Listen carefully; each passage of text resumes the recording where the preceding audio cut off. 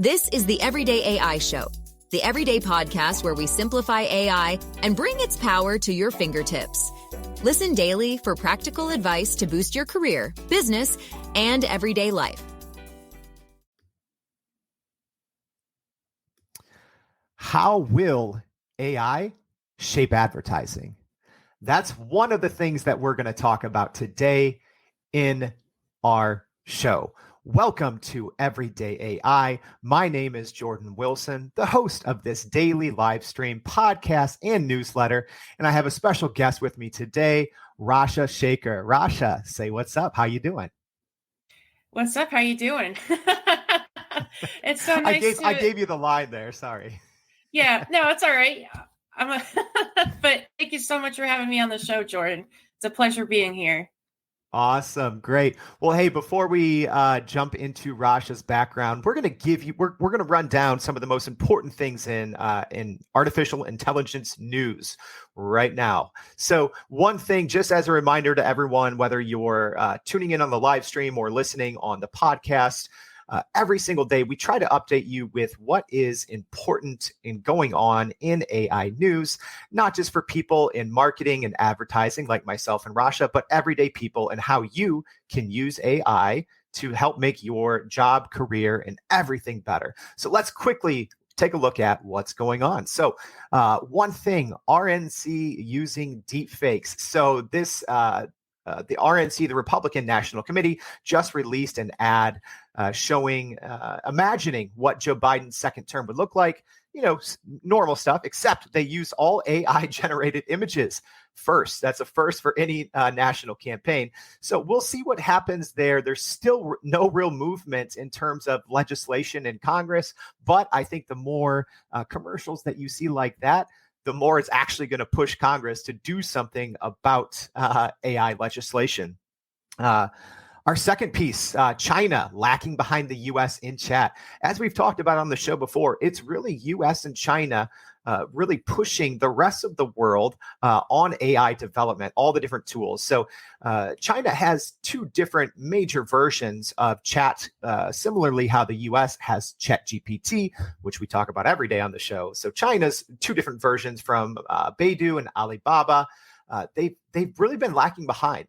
They have long wait lists, limited access, and restricted trials to business partners. So although Beijing is ahead in regulation, they are a little bit behind right now in terms of actual users getting access to this technology. It's something maybe in the US, at least we don't really realize or take advantage of, that so much of the world doesn't have the level of access that we do with some of our tools and technology because of regulation. A lot of countries have banned it or, cut back usage. Our third story for today, and there will be more in the daily newsletter, so make sure you go to youreverydayai.com and subscribe. But our third topic to discuss is the Forbes study. A new Forbes study is talking about how AI will add to the economy. So they're looking at just a growing demand for AI professionals, which we've talked about multiple times, but they specifically looked at India's economy and how AI is going to add to the GDP, not replace. At least this study says in the next 10 years, AI is going to add an additional 500 billion, that is $500 billion, to India's GDP. So would love to hear what you guys think, whether you're listening, watching now live. Drop us a comment for myself and Rasha as we transition from the news to an interview. So Rasha, thanks for your patience. So I'd love to now give you the opportunity to say a little bit about yourself. Tell us where you work, what you do. Give us the 60-second shot. Yeah, so I was born and raised just 20-30 minutes outside of Scranton, Pennsylvania, which a lot of people know is like where The Office takes place. And I tell people all the time that show's not a sitcom, that's a documentary, because the people are really like that up there. Love it. But love it.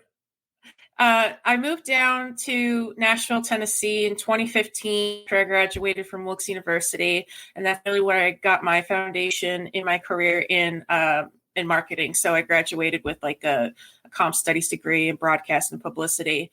And throughout the span of my career, I've done a lot of media buying. That's really where my expertise is in advertising, and then some social media campaigns. And a lot of my foundation in my career was actually built in like the music and entertainment industries. So, there's a lot that I've learned from that.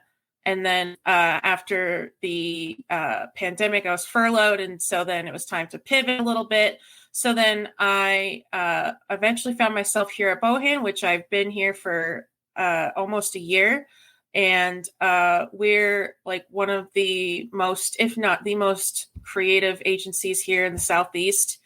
We do great work. And I know that we've been chatting a lot internally about AI and what that looks like in the future of our agency and really as the industry as a whole. Yeah, love it. Well, thank you for that breakdown. So even before we jump into the AI space a little bit, for I think people like you and myself, Rasha, we understand the marketing, advertising, agency space really well. But for everyone else, just kind of explain, what's the day-to-day look like for a senior digital media specialist at Bohan? What are you doing on a day-to-day basis? Yeah, so really my bread and butter is media buying and putting together marketing campaigns for our clients. So my day-to-day is usually checking in on my campaigns, seeing how they're going, making recommendations to the client as far as where they should be investing their budgets in, as far as different channels. And then a lot of it is doing research. So, I've taken my position as the digital media specialist at Bohan quite seriously, as far as doing my due diligence of staying ahead of, trends that are coming up and bringing those ideas to my team and to the clients. And so far, so good. Seen a lot of good results with it. So I must be doing something right. I love it. Speaking of trends, let's talk about that a little bit. And if we can, for a second, let's hold off on talking about the trend of AI, because that's more of I'd say more of a tsunami, but just maybe talk about in your industry, what normal, not trend spotting, but how fast would you say things normally pre artificial intelligence? How fast did you say things moved in the, marketing and advertising space? I'd say pretty quickly. Like, one of the biggest questions that come up all the time that I hear from folks in the industry is like, am I going to lose my job? Because just how fast the machine learning is catching up and how close it can get to, like, for example, writing copy or post for a blog, how close it can get to like a brand's voice. Of course, sometimes it hits the mark, but we've, at Bohan, we've asked that question to ourselves, like, where do we fit in this evolving world of AI? And something that we've concluded was that, even though we have this technology and it's rapidly evolving, like in a blink of an eye, there still needs to be human input for it to work. So as long as, we are putting in the input and it really comes down to training ourselves. And it's just like any other innovation that came across in the advertising industry. Like, even when the dawn of the internet, when people were still questioning, whether or not to buy banner ads. And I remember as a kid, a 90s kid, a lot of times those banner ads early on in the internet were a little sketchy. And so we've evolved into digital marketing being a strong arm in our tactics for campaigns that we present to clients. And so I think we're beginning to get to that next strong arm of this technology coming in. You're obviously going to have that level of skepticism, but at the end of the day, it is our jobs as professionals to educate and train ourselves on these tools, not so that we have to worry about losing our jobs, but that we're more so, I think it reinforces our place in our professions, in our jobs, because, it's going to be a time saver. Because I know, sitting here, it takes a great deal of time to just come up like to launch a campaign from beginning to launch. Like it's a months-long process and it requires a lot of planning. And so I think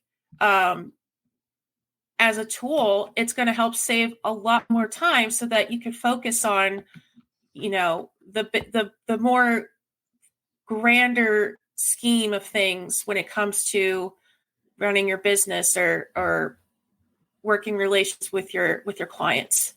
Yeah. I think you bring up great points there, Rasha. I think one thing, people in our industry sometimes are exposed to these tools and technologies before others. I remember people reaching out to me when ChatGPT was released. I don't know what it's been like 5 months ago, and they're like, "Can you believe this?" And I'm like, "Well, we've been using this technology for 2 years, so yes, I can't believe it." But I mean, what kind of conversations, whether it's you or Bohan interfacing with clients, or even you personally, have you seen a lot of people maybe turn to you to be like, "Hey, you're in this space, help me figure it out," or what have you been telling whether it's people, friends, family, clients, just about this tsunami of technology in general? I've been getting it a lot, and in fact, when I met with a friend for lunch yesterday, that same question came up. It's like, well, you're the expert here. Tell me where you see AI kind of fitting into your day-to-day work or day-to-day life, whatever. And so I feel like I think that question's going to come up a lot more. And as far as how I'm answering it, it's constantly being educated on it. But then there's also still, I think, that level of uncertainty because we're starting to get into like some deeper waters of technology and like, internet space as we begin to evolve to Web3. So, I have that conversation, and like when we hit those really deep hitting questions about,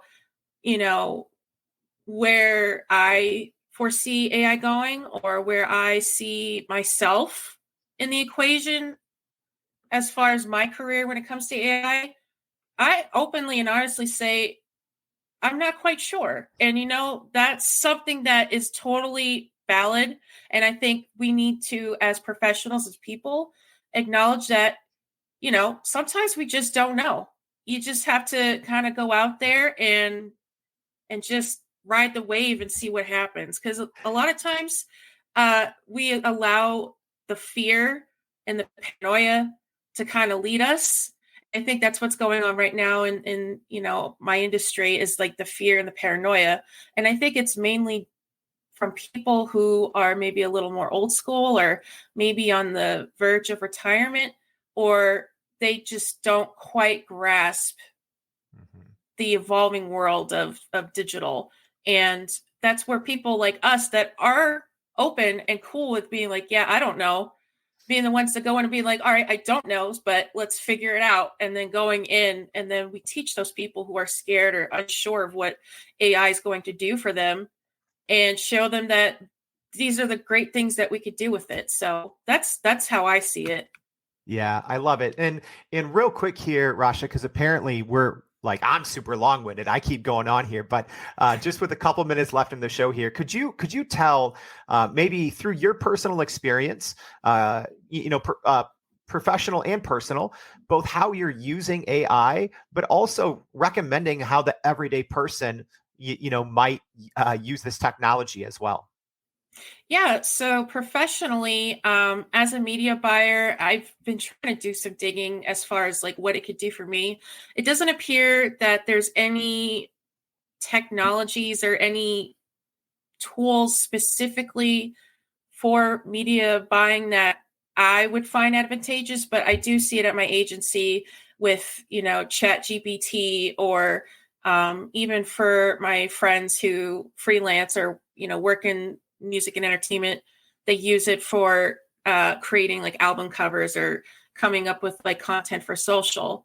And then personally, I've been experimenting with Google Bard because I was able to get on like the waiting list And I've used it to come up with, like, for example, meal plan ideas.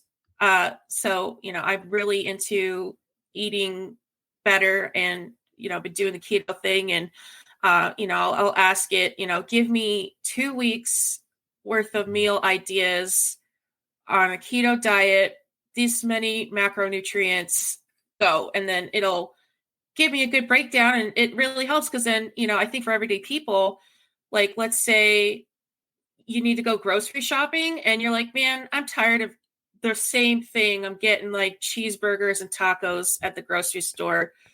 Give me some ideas about what I could do to eat healthier, or, give me ideas for like a vegan diet. And then I started using the Snapchat AI thing. And maybe it's because I'm a younger millennial, but my first instinct was to try and troll it. I think you're right along with everyone there. Yeah. So I tried asking it, oh, what's your favorite South Park episode? Because everything I kept asking it was like, oh, I'm not comfortable answering that question. And it was like, well, I'm just a robot. I don't have a favorite episode. It's like, I don't know, man. I don't think we could move forward if I can't talk to you about South Park. I mean, what's the point of you being here if I can't socialize with you? You're just asking me questions like you don't know how to answer mine. So we'll see as the technology evolves. All right. Well, thank you. Thank you, Rasha, for joining us. And I think you bring up great points, right? There is still, I think, improvements to be made. There's still advancements happening on a daily basis. It's crazy to watch. Thank you again for joining us. You didn't mention ChatGPT. Just as a reminder, if you're listening out there, fantastic tool. Get the premium version. Get it through us. We're actually giving away 2 premium year-long memberships. There's obviously a free version of ChatGPT and a much more powerful and faster premium version that you pay for monthly. Sign up to our newsletter at youreverydayai.com, and we'll give you the details on how you can enter for that. Rasha, thank you again for joining us, and please continue to tune in every day to Everyday AI. Thank you so much. And that's a wrap for today's edition of Everyday AI. Thanks for joining us. If you enjoyed this episode, please subscribe and leave us a rating. It helps keep us going. For a little more AI magic, visit youreverydayai.com and sign up to our daily newsletter so you don't get left behind. Go break some barriers, and we'll see you next time.